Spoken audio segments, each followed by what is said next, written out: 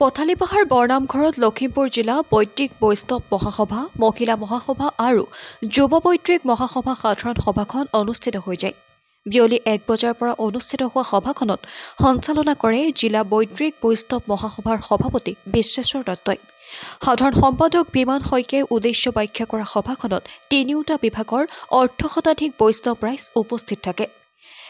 বিশেষকৈ অহা জানুৱাৰী মাহৰ ১৭ তাৰিখৰ পৰা ২১ তাৰিখলৈকে গোলাঘাট জিলা বোকাখাটত অনুষ্ঠিত হ'বলগীয়া বাৰ্ষিক অধিৱেশনক কেন্দ্ৰ কৰিয়েই এই সভাখন অনুষ্ঠিত হয়।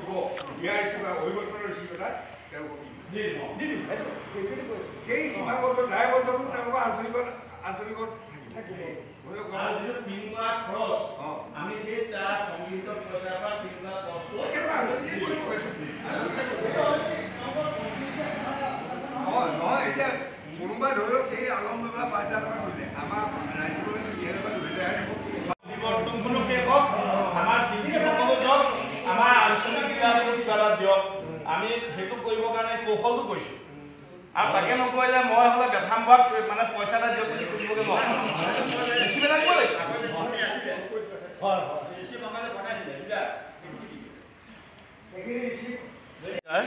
আজি লখিমপুৰ জিলা বৈদিক বৈষ্ণৱ মহাসভাৰ এখন কাৰ্যনিৰ্বাহক পথালিপাহাৰ বৰনামঘৰত অনুষ্ঠিত হয়। আজি ভালেখিনি আঞ্চলিক আহি এই সভাত উপস্থিত হৈছেহি।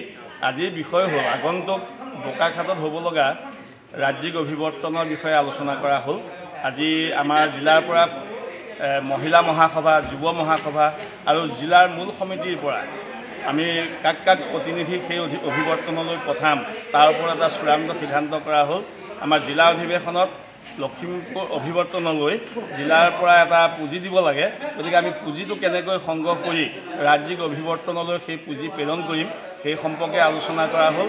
আৰু আজি সভাতেই আগন্তুক ৰাজ্যিক অধিৱেশনৰ আমাৰ কাৰ্যসূচী পাঠ হৈছে আৰু আমাৰ জিলাৰ পৰা কৰণীয় যিখিনি আছে সেইখিনি বিহিতভাৱে ব্যৱস্থা ল'বৰ কাৰণে আজি সভাত তিনিওখন সমিতিয়ে মহিলা মহাসভা, যুৱ মহাসভা আৰু মূল সমিতিয়ে সিদ্ধান্ত গ্ৰহণ কৰি কাৰ্যসূচী আগবঢ়াবৰ কাৰণে আজি সভাত সিদ্ধান্ত গ্ৰহণ কৰে।